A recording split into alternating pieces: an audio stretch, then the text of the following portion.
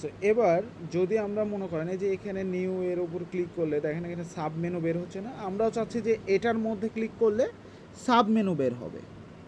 So এটা করার জন্য সিম্পল আমরা সেমভাবে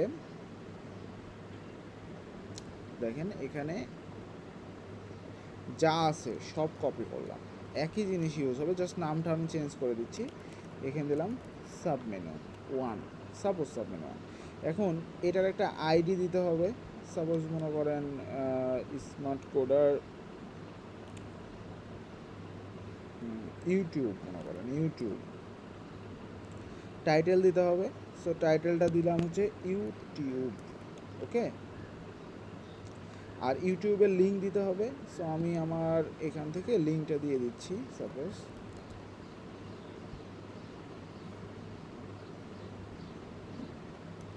আর এখানে মেটা বা এগুলো থাকলেও হবে, সমস্যা নাই। কিন্তু এখন এই জায়গায় যেটা করতে হবে, একটা প্যারেন্ট অ্যাড করতে হবে। প্যারেন্ট অর্থাৎ এটার প্যারেন্টটা কি হবে? এখন এটার প্যারেন্ট আমরা কীভাবে দিব? যে এটার আন্ডারই তো থাকবে, তাই না? সো এটার একটা আইডি ইউজ করেছিলাম না, এই যে আইডি, এই আইডিটাই জাস্ট এই প্যারেন্টের মধ্যে দিয়ে দিলাম, ঠিক আছে, আর কিচ্ছু না।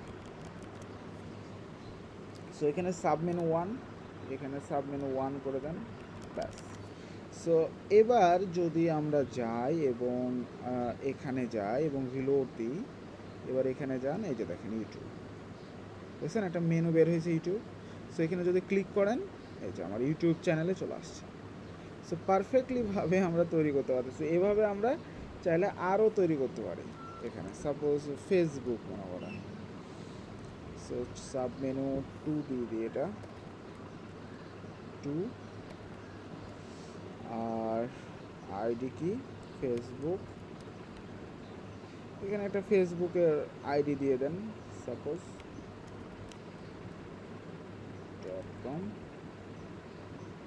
.com/smart coder, ঠিক আছে। প্যারেন্ট কি, প্যারেন্ট ওইটার মধ্যে থাকবে, এখানে ক্লাস বা এগুলো থাক, সমস্যা নাই। এখানে টাইটেল হবে কি ফেসবুক। তাহলে দেখেন আমরা কিন্তু একটা হুকের মাধ্যমে এগুলোও তৈরি করে ফেলতে পারছি। এই যে দেখেন ফেসবুক, ইউটিউব, সো এগুলোর মতোই, ঠিক আছে। এরকম এখন অনেকগুলো আমরা বানাতে পারবো না সিম্পলিভাবে, জাস্ট একই নিয়ম, ঠিক আছে। সো এইভাবে জাস্ট এগুলা তৈরি করতে পারি আমরা। দেখেন একটা প্লাগইনের মধ্যে আমরা চাইলে এরকম একটা ক্লায়েন্টকে এরকম একটা মেনু অ্যাডমিন বার মেনুর মধ্যে একটা অ্যাড করে দিতে পারি, ওকে।